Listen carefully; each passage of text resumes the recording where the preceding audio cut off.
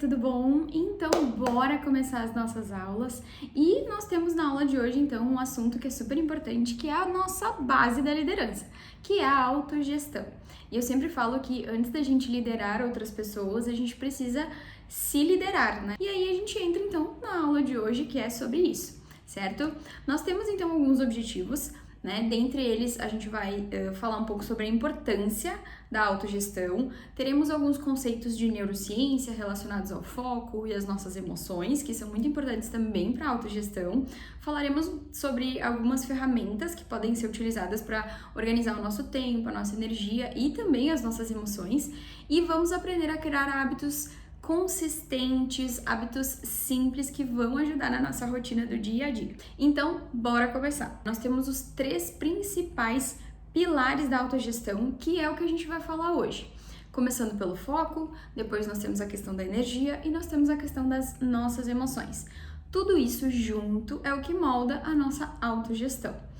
Então, começando pela parte do foco, a gente não pode deixar de falar sobre como isso acontece dentro do nosso cérebro, né? A neurociência do foco, ela explica que o nosso cérebro ele não foi feito para fazer 1000 tarefas ao mesmo tempo, ou seja, quando eu faço muitas tarefas ao mesmo tempo, o meu cérebro ele fica trocando de tarefa para tarefa, acontece uma perda de energia dentro do nosso cérebro, né? Então a gente acaba desfocando.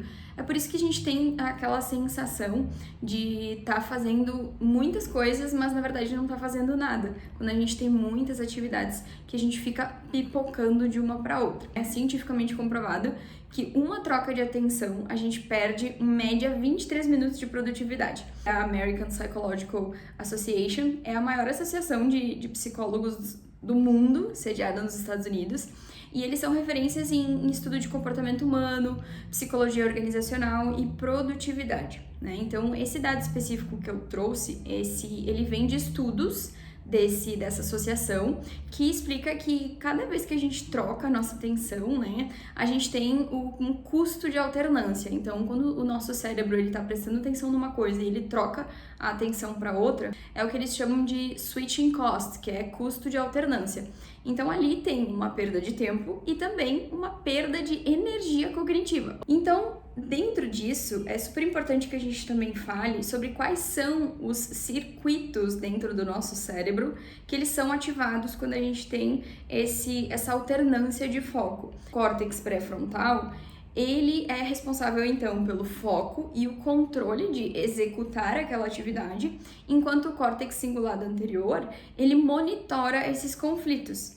Então, o que parece eficiência, na verdade, é uma fadiga cognitiva. Essa troca constante, ela sobrecarrega o nosso cérebro. Automaticamente, a nossa chance de errar, ela é muito maior. Tá, mas e pessoas com TDAH? Bom, o TDAH, ele não significa uma falta de capacidade, mas sim, existem diferenças na regulação da atenção e do controle inibitório dentro do cérebro dessa pessoa.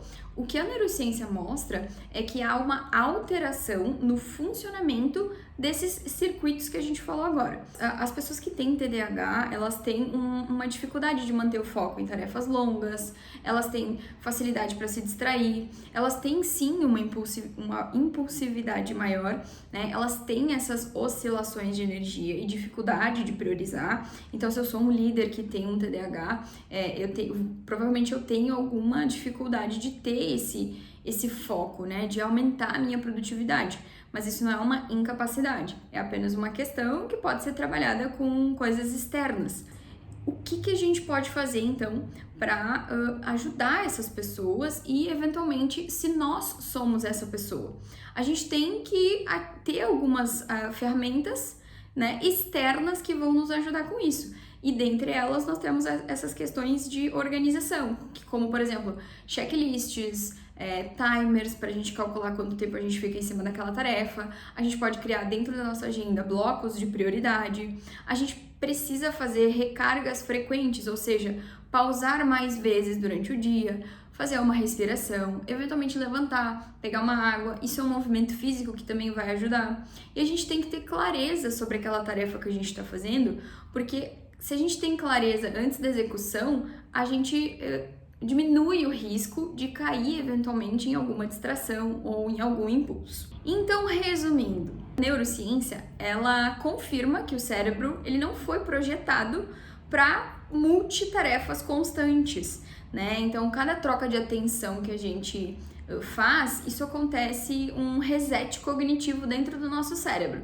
Então, isso consome tempo e energia, porque ativa áreas do nosso córtex pré-frontal, sobrecarrega a memória de trabalho e eleva o nosso hormônio do estresse. Então, o resultado disso é menos produtividade e um cansaço mental. Como a gente faz o nosso cérebro funcionar, né, em estilo ping-pong para lá e para cá, ele cansa mais rápido. Agora a gente entra na questão dos hábitos e consistência. A gente não pode deixar de falar o que são os hábitos. Bom, são ações automáticas repetidas quase sem pensar. Isso significa o quê? Os hábitos, eles são criados muito porque a gente quer, às vezes, mas eles se tornam automáticos, o que faz com que o nosso cérebro acabe gastando menos energia para depois fazer essa atividade. Exemplo disso é quando você escova os dentes. Todo mundo escova os dentes, às vezes, fazendo alguma coisa ao mesmo tempo. Tipo, escova os dentes enquanto olha o celular. Por quê? Porque o nosso cérebro, ele já está tão acostumado a fazer aquela atividade que ele não precisa mais de tanta energia, ou seja, não precisa mais prestar tanta atenção para fazer aquilo. Então, ele não gasta tanta energia para fazer aquilo, o que sobra energia para que a gente faça outro tipo de atividade. Faz sentido? Faz sentido, né? Eu sei que faz sentido. Bom, e quando a gente fala de hábitos, a gente não pode deixar de falar sobre o que é o loop do hábito, né? Tem um livro que se chama O Poder do Hábito, não sei se vocês conhecem, mas é um livro bem famoso. Ele diz que o hábito, ele é uma união de um gatilho, uma rotina e uma recompensa. Isso significa que a deixa, né, o gatilho é o que dispara o nosso hábito. A rotina é o comportamento em si que a gente tem e a recompensa é o benefício que faz com que o nosso cérebro grave esse hábito. Mas então, como que a gente cria esse hábito, né? Bom, para a criação de hábitos, não sei se vocês já ouviram falar, mas tem um mito de que nós aprendemos novos hábitos em 21 dias. Mas isso é um mito. Né? A ciência explica que, na verdade, a média de tempo para gerar a consistência de hábitos, ela é de 66 dias. Isso significa o quê? Que a gente demora muito mais tempo para adquirir um hábito. Então, essa origem, esse mito dos 21 dias, ela vem de um cirurgião plástico, ele era cirurgião plástico e escritor. Ele observou que pacientes levavam, em média, 21 dias para se acostumarem com uma mudança física, né, no seu corpo.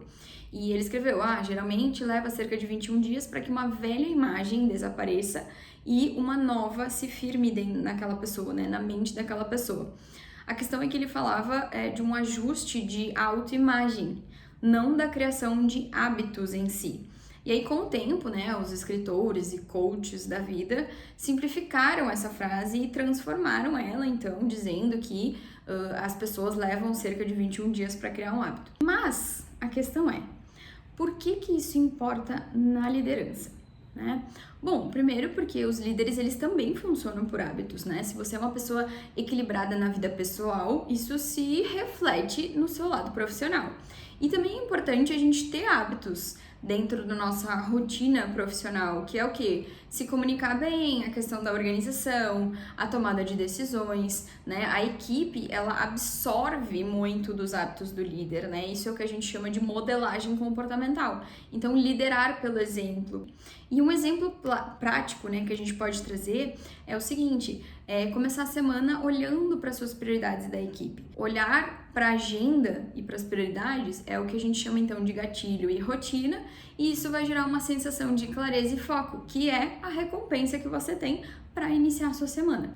Afinal de contas, né, a neurociência explica que o hábito, ele não é só uma questão de força de vontade, mas de repetição. É o cérebro criando atalhos para economizar energia, e para isso a gente precisa persistir para que a gente faça o mesmo todas as vezes, mesmo sem aquela vontade de fazer, para que isso se torne um hábito, se torne algo corriqueiro. Agora que a gente já falou sobre foco e sobre os hábitos, a gente passa a estudar um pouco sobre prioridades e como a gente define elas dentro da nossa liderança. Mas antes disso, eu queria trazer um pouquinho para vocês sobre o conceito de prioridade.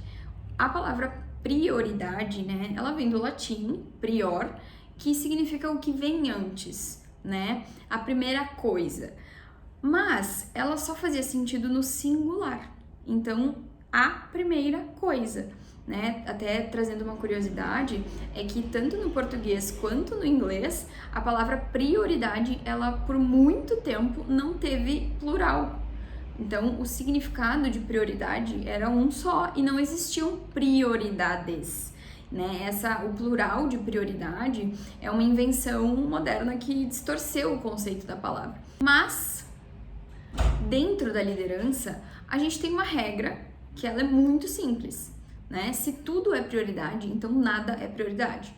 E aí vai a dica, né? Escolha um dia na semana para planejar, revisar suas atividades. Assim, você consegue visualizar o que é de fato prioridade ou não.